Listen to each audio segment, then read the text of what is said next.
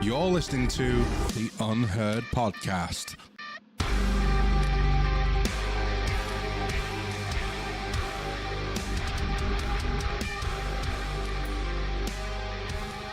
What's on the agenda, Sal? What have you got for us this week, big fella? I think we're just going to talk about the stuff that's been going on with Battlestate Games and Escape from Tarkov, going back from the 25th of April up until where we are now. Cool. So 25th of April, does that take us as far back as the Unheard drop? Yes. So on the 25th of April 2024, Battlestate Games released patch 14.6.0. And in that patch, they made some changes to the game, and they also released the Unheard edition. How much was the Unheard? I think for me at the time of release, it was around €95. It's a lot of money, right? That's an upgrade to EOD, wasn't it? As a whole package, it was about 250 if you bought it new, yeah. What's your thoughts on the price? Let's start it off with Mr. Sneaks. What did you think on that then? So the thing is that even with the 90 whatever euros it was to upgrade from EOD, I was like, it is a bit steep, and I don't necessarily see the value in it as such as someone who's already got EOD, other than the access to PvE. Now, the reason that I wanted PvE, I think, is potentially different from a lot of people that potentially picked it up, and it was so I could use the PvE mode without its wiping and stuff like that as a way of kind of recording like more content and stuff on my YouTube channel and kind of doing guides and stuff like that. Whereas, doing it in offline raids is all well and good, but if I've already completed that quest, it feels a bit repetitive for you. And like the quest items and stuff aren't there because I've already done it on my main account, right? So I can't go, oh, well, the golden pocket watch should spawn on this seat. It just seems a little bit stupid. Whereas with like the separate PvE account, I can go in and do it, quote unquote, semi-live, right? But then there was the whole like debacle with the EOD should technically get it and whatever else, but it should have, because it was always stated that EOD was the highest package, and that all DLC was free. That was what was always advertised, wasn't it? Yeah, no, 100%. And I was frustrated. I think an awful lot of people not necessarily got a little bit excessive with how they felt about it. I just think that at the time that it came out, like, I'm trying to get students through GCSEs. Like, I've got far more other stuff to worry about that isn't necessarily Escape from Tarkov, though I was, like, really frustrated for sure. Yeah. Yeah. You didn't buy it, did you, Dan? I do have it, yeah. I didn't buy it immediately, but I do have it now. Ah, you did upgrade when they reduced the price? I did, yeah. When I first saw the price, I was going to buy it anyway. Yeah. But, with the backlash from the community, I was kind of just waiting for the dust to settle a little bit. And then when Nikita released his statement saying, we're going to do it at half price, I bought it like seconds after that went out. Got you. I think when they priced it at €95, my first opinion was that is way too much money for this. Got you. At the time when it was released, I just did not see the value in €95. But when it was half priced, I kind of just swayed and bought it. Yeah, I can relate to that. I understand it. I did buy it on day one because obviously I am a true believer, right? and a bit of an idiot, to be honest. And then I remember Dan, you tweeting out and saying, do you think this will get reversed? And I was like, well, I don't know. I hope so. Kind of, it does for the community. But then they released a statement saying, yeah, this isn't getting reversed. This is what it is. And I think the reply to you saying, oh, they've just said that the answer is no to that. Yeah, I think there was one tweet where they doubled down on it. No, I don't think it was a tweet. It might have been a Reddit post. They doubled down on it. Yeah, and then after that, they elaborated a bit more. That's when the discount came in and some other stuff. Yeah. I think an awful lot of people was speaking out about it, and I think that was really good. Now, I probably would have ended up buying it anyway at some point. Because I did the same with EOD, and I started my Tarkov experience on like a standard account, and I was like, holy shit, why would anyone pay like 135 or whatever it was pound for a game like EOD? And then by the end of that wipe, I bought it because I realised that I knew that I was going to put so much time into the game, right? So I felt like the Unheard of edition, I potentially would have upgraded to that at some point. I definitely wasn't happy about it, but I probably would have ended up doing it. Yeah, either way. I think them having that new mode, there is that heavy fear of missing out within the community. Massively, For sure. I know it's the same sort of thing, just offline, but people want to get involved with it. The fact that you can progress through tasks with your friends, and it's less stress than it is like with the online servers. It's just you can chill out and play with your friends and not worry about wipes or losing progression. People want to get involved with that, and they don't want to spend money to do that. I think it definitely really appeals, because the amount of people that have played like single player Tarkov and stuff in the past, and like I never got it, but it was something that I wanted to get again in terms of like making content, because I think that like the stress and the pressure of playing Tarkov is one of the things that keeps me coming back to the game, right? It is a fairly kind of casual level, because it's usually when I'm streaming is when I'm playing games, right? Just because of time constraints. But I feel like the no wipe, more kind of quote unquote casual PvE mode is going to appeal to so many people that don't have the hours to put into the main game. Well, the four of us are all employed. We're all in full-time employment. We're all professionals, and we don't stream full-time. So you're absolutely right there, what you said. I completely agree, yeah. And I think for me, having the PvE access just makes it easier for me to just chill out after work and just, wind down and play some PvE Tarkov. It's still the same game. It's just, it's going to be a lot of fun. I can see some good potential for it. We've all played it. We've all had a go at it. Have you played it, Snakes? No, I haven't yet, because I haven't unlocked it on EOD and I haven't upgraded yet. I think the good thing is now, especially for Edge of Darkness EOD owners, is PvE will eventually be rolled out, so you will be able to enjoy that soon. One of the other things you got as a benefit for it was you got access to the test servers. I've had access to the test servers since 2018. But you got access if you were playing the game regular, and then when you got on to the ETS, you then got this little note saying, provide feedback, but don't stream it, don't speak about it, My Battlestate Games account's been sat on ETS access now, I would say, for well over 12 months. Oh, really? Yeah, so I'm not saying it was like the sole reason that I upgraded to the Unheard edition, but it was definitely one of the reasons that I upgraded. And there's other stuff as well, like additional equipment and resources in stash, the fact that I've got a blue name, the melee weapon, the armband. Like, I can't lie, I'm kind of looking forward to not spending my first 1,000,000 rubles on a scav box. I'm the opposite of that. That's one of the things I regret about buying it. That is like one of the key points when you're playing through a wipe, when you get your first scav jump box. I'm just handed it as soon as I load the game now. Yeah, it feels good getting that first achievement, right? I can see what you mean. It kind of just removes it a little bit. See, I'm the opposite. And I play Tarkov as if the money's my own, in my own pocket. So I actually begrudge buying it. And I think when I streamed it, Dan, you kind of noticed that and giving me grief. Like, why are you putting everything in backpacks? Buy a scav box. You have 2.4 million. I was like, I'm not spending 1.3 million on a box. So just to segue that, I can't remember who was watching, but somebody killed someone and basically had that that like rig in their bag. They had a bag just full of like loose junk. Loose loot. They had accidentally bought it into raid and someone stole it. Who was that? I can't remember, because didn't the guy come into chat and was like, I bought the wrong bag in and it had like a load of stuff in. This is why you killed me so easily, because I couldn't walk. I honestly, I cannot remember who it was. He was just loaded down with all of the items he was saving and he just put the wrong backpack on. Yeah, put the wrong bag on. Absolute genius. I did it in my first ever wipe. I remember taking in a stack of backpacks, all of them, and I lost all of them. Jesus. I remember with the bridge, and it rolled down the bridge and into the water because I forgot about gravity. I remember killing a guy just a few wipes ago, and he had done the same thing, but his was a bag full of weapons. But they were all red because none of them had pistol grips or anything. Like, he'd been using this pilgrim to store all of his guns, and then he bought it in, and I killed him. I was like, what am I witnessing here? Jumping back a little bit, the one thing that we didn't talk about with the Unheard of edition is this whole like beacon thing. Yeah. that was supposed to be able to, like, you can put out a message and It doesn't even work, does it?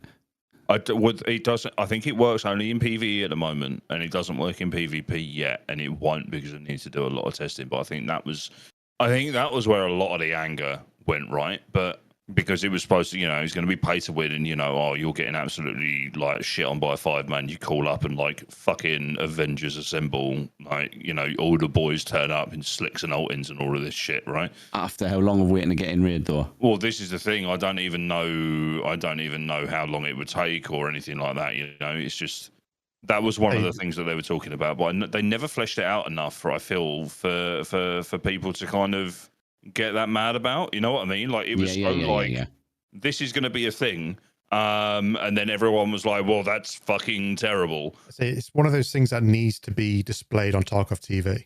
I think just saying that's the thing they're adding. Yeah, because we don't know what's going to happen. Like as soon as if Sneaks calls for help and I see the notification, am I going to be sat there for 5 minutes waiting to match, and then am I going to spawn on the other side of interchange to try and meet him at power? I don't know. Yeah. If they showed us physically on Tarkov TV, I think that would put more people's mind at rest. If we see like how it works, the benefits, the negatives. Well, I'm just putting it out. Listen, I'm just putting it out there. If I'm streaming live, and I expect you to be there ready for the call, that's and because I would do that for you guys when you're streaming. What are you doing, Greer? I can't have this meeting. I've got to get home. I've got to get logged on. I've seen Sneaks and Sal and Dan streaming. They're in PvE. I've got to be ready to go at a moment's notice. Boys need me. Can you tell me why I was waiting outside the dorms for 3 hours before Gray after I triggered the mark of the Unheard and you didn't show up? I think it was London traffic. It might have been London traffic. I think the worst bit is say if me and Sneaks are streaming at the same time. Sneaks calls the beacon. He knows I'm streaming at the same time. What if he goes into my channel and just sees me look at this notification and then just dismiss it? That's gonna Hey, top tier content. Yeah. Mr. Sneaks, you know I would never do that to you, right? No, I know. Let me just clear that up. I actually want to see that though now for the lols. Could you imagine the beacon goes out and you go into Dan's chat and you're like, "Fuck off, mate! You're getting shit on by bots." I'm busy. I'm on the real service. So Unheard dropped. The price was kind of through the roof.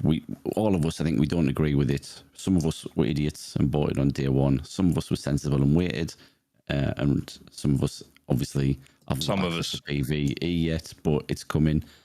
And then on the back of that, there was moves and shakes in the genre by other games and other devs, and I'm sure we'll come on to them in a bit. And then we find ourselves at a point now where, because of those moves and shakes in the genre, the Lord and Savior Nikita is back on Twitter asking the community what they want. And is that a good move? What's your thoughts on that? I think it's really good, and it's a really positive thing that Nikita is asking these questions and looking for kind of insight and options and stuff like that. A vast majority of the people that he is going to see tweeting and see commenting, for example, Velian or Gingy, who pose the idea of removing founding raid as a thing and testing it out, which I think from the little that I've played today, it's a big win in terms of testing stuff out. Whether or not I want it permanently that's a completely different matter. But I feel like Nikita is only going to be able to listen to, or at least see, communication from people that this is their full-time job, is to play video games, right? And they have made their names in Escape from Tarkov, and there's nothing wrong with that. But I think an awful lot of kind of smaller people, smaller content creators, aren't necessarily going to get their voices heard. But also, there's a vast majority of the people that play Escape from Tarkov that don't have Twitter. Let's be honest. It's not necessarily the most popular social media platform. It's fairly niche. I mean, the only reason I started a Twitter is because I started streaming. Did you play Tarkov before, when it was anything on the flea and there was no FIR? Yeah, I did. My first couple of wipes were like that before they bought in Founding Raid. And what did you think of it then? I had no issue with it. I had no issue with it at all.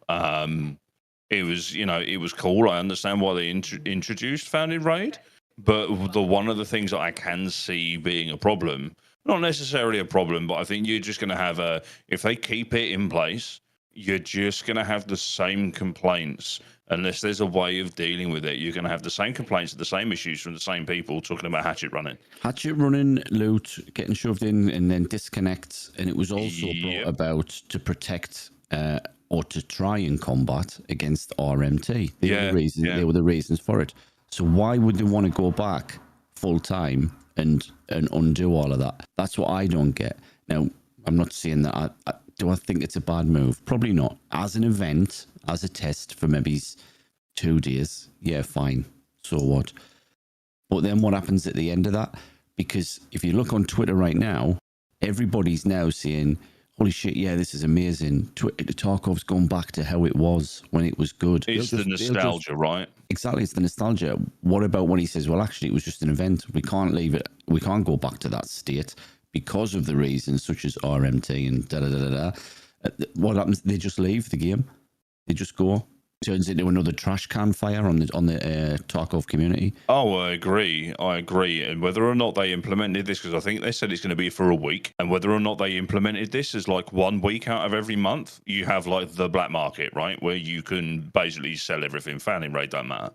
I think you're right about RMT. I think that the issue is, and from the perspective of an awful lot of people, I'm not sure whether I agree with it or not, is that Battlestate was spending too much time in terms of like making changes in the game that didn't benefit the players, but restricted the players and impinged on what the players are trying to do to combat RMT and hacking, right? Which I think there needs to be a balance, but the amount of tweets and stuff that I've seen about that are just nostalgia, man. Like, I think the issue is at the end of the day, this isn't our game. This is Battlestate and Nikita's game, right? So if he wants to remove X, Y, and Z, and he wants to remove this, that, and the other, then, he's got every right to do that. And I think a lot of people are going to complain about stuff either way because they're still missing the fact that they can run around like an idiot and Ferrari peek every angle with an HK with a PK06 on it. Like, you've got to adapt, man. Like, the game is going to change regardless of whether you like it or not. Like, the game was never designed to be that, was it? No, not at all. It was meant to be a hardcore survival MMO RPG PvPvE, yeah? But the focus of the community has got so lost that everybody thinks, or a large majority, think that it is a PvP game. Yeah, 100%. Rats versus Chad's thing, and it's just, I feel like PvP's kind of became the gauge of like how good you are at the game. Pretty much, yeah. For me, like, when you have people coming and saying, "Oh, what's your stats?" What do you mean? What's my stats? Like, I'm 5'10", 13 stone 5. no, I never show them. To be killed. Like, why is that relevant? I never show my stats on stream. People ask, I just say, just enjoy watching. Yeah. It just doesn't matter what my stats are. I'm just having fun. It hasn't happened for a long time, but it used to happen way back like 2019, 2020, and then at the peak of, in COVID time and stuff like that. But it's just like, I just don't get that. I just don't, like, do you play the game, dude? Yeah. Do you enjoy it? Yeah, great. I'm happy for you. Yeah. That's what matters to me. Like, I enjoy the game. I don't mind admitting it. I'm absolutely ass at PvP. I can win a fight if I get lucky, or if I manage to get a little bit of an advantage. But for me, I always play the mid to the long range game. I like sneaking up on fights. I like listening to it all kicking off and then going like a little peeping Tom, like a little snooper, having a little look through a little sight and seeing them. And then when it's all done, shooting somebody in the back of the head and then taking everybody's loot. I remember preparing for a tournament. The day that the tournament was meant to happen, I played the best Tarkov I've ever played in my life. And my God, I didn't know who you were. Mate. Honestly, if you had looked at the stream before and that stream, you could make a valid argument that you were fucking hacking. You were murdering everything. It was great. It was so good to watch. And I remember typing in chat, you do realise that the tournament's in a couple of weeks now, right? Yeah. It's been moved.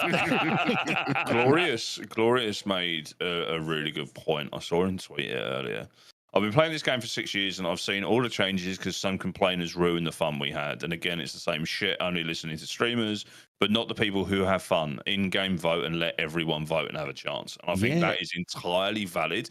And that is coming from someone who is incredibly PvP based. Like that man has absolutely violated me on several maps. Well, he's very, very grounded as well as an individual. Yeah. He's got a good head on his shoulders, and I think that kind of voice is valid. Like I think you're going to end up pandering. You're going to end up pandering to the people that constantly stream the game because it's their full-time job, right? Yeah. So the ones with the biggest communities on Twitter as well, because all of this, all of these ideas have been posted on Twitter. So the people with the highest engagement are getting seen and read by Nikita. It's a clever move of Nikita because everything that's happened, he's dragged it all back to him and his game, and it's trending again.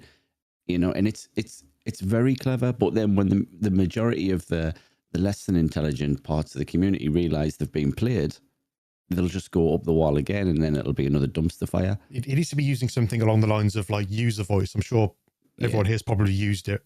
Yeah. But the idea is you post an idea on there and then people read through it and vote on the ones that they like. The ones with the highest votes then climb the ladder to get seen. Or even like an in-game polling system. Like how easy, that's got to be fairly easy to implement. Even in like the loading screen, man. Yeah, it's not a bad shout to have something like that in the game. And like you said, it's not really that hard to implement. I mean, it's just going to be like a poll system, right? Where they can do 1 or 2 posts a week or, you know, 1 post every 2 weeks. It doesn't really matter how frequent they are. As long as they've got something for the community to engage in, I think it's going to be a massive win if Battlestate Games can implement that into the game.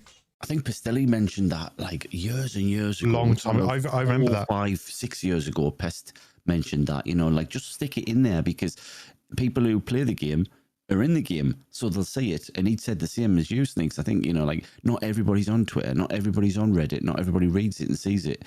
And so, and his concern way back was that what you guys have just kind of led to there was that it was getting picked up by not the wrong people, but by only a small percentage of people, and it wasn't affecting the overall community or player base. It's only going to benefit those that play in X, Y, or Z style, whereas like ourselves, like a lot of the people within our kind of smaller space within the community, like a lot of us like to, I mean, look at Gaz, like a lot of us like to snipe, a lot of us like to play the long game. A lot of us can kind of find a balance and play really aggressive and then kind of play slow and passive. And, you know, we're probably not the, and I'm speaking for myself, like I don't know about you guys, but I'm definitely not the person to come for like top tier, like I'm the greatest Tarkov PvPer of all time, because I'm not. Because actually, even with nearly 5,000 hours in the game, I'm still fucking shit.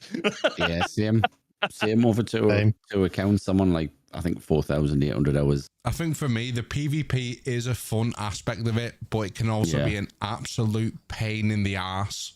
I kind of get my enjoyment out of, you know, finding things in Raid, getting that buzz of finding the first flash drive or finding the gas analyzer. And don't get me wrong, like PvP can provide some of the best content in the game. And, you know, if I get into a scrap with another player on Escape from Tarkov, there's probably a 24% chance that I'm actually going to come out of that raid alive. Yeah, I'm bloody rubbish, but I love it. I didn't mind being rubbish at it.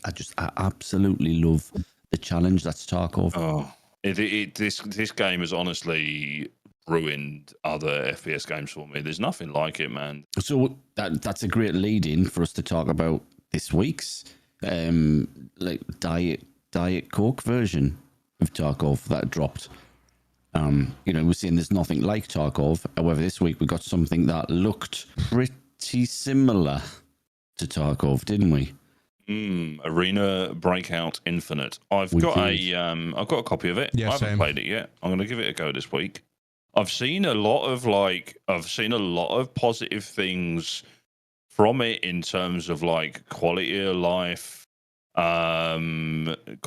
stuff that is missing in Tarkov, and stuff that it combats RMT.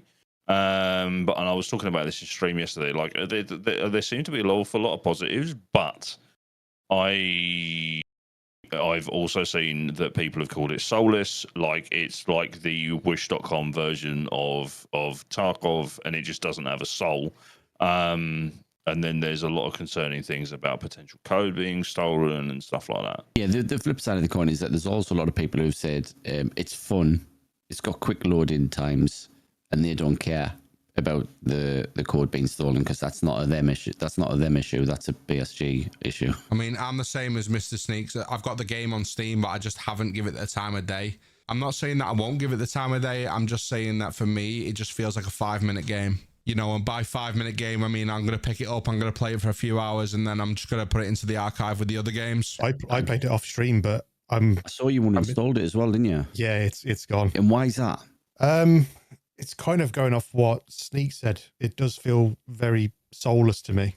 Right. As soon as I load into a Tarkov raid, I'm fully immersed. I don't know. It's just got more heart to it. I don't know. It feels more alive. Yeah, it's got a pulse. Yeah, but with that, it just didn't. Kind of just feels like a bit of a cash grab, right? Well, it is, isn't it? Yeah. That's how it's going to make its money on pay to win. Which is, for me, the ironic thing is that everybody's gone up the wall about Tarkov. An RMT and pay to win, yeah. And pay to win. Yeah, you know, some people have gone across the ABI this week and they've gone, oh, yes, it's great, it's fun, quick loading times, I enjoy it. What about the pay to win bit? Oh, yeah, I don't care about that. Hang on a minute, you were all over Twitter last week. Just swept under the rug now, isn't it? Yeah. One of the really interesting things that I've noticed and that I saw mentioned on Twitter as well is that they are definitely paving the way for microtransactions, because if you look at the streamers that are playing it a lot of them are broke as fucking game, because the amount of money that you get for completing quests or X, Y, and Z is very low. And then the stuff that you want to buy to run your meta kits and X, Y, and Z is very, very high. So it's not a direct port from a mobile game, right? But it's based on a mobile game that had in-game purchase options and stuff like that. And I mean, I guess it's a way of dealing with RMT, because you're just doing it yourself as a developer, right? Right, that's the end of the episode, guys. Thanks very much for listening to episode 1. We hope you enjoyed it. We certainly had a blast bringing you this content and recording it. Check us out on the socials, where you can find all of our links, and be sure to share it with your friends. Get in touch with us. You could be a future guest here on the podcast.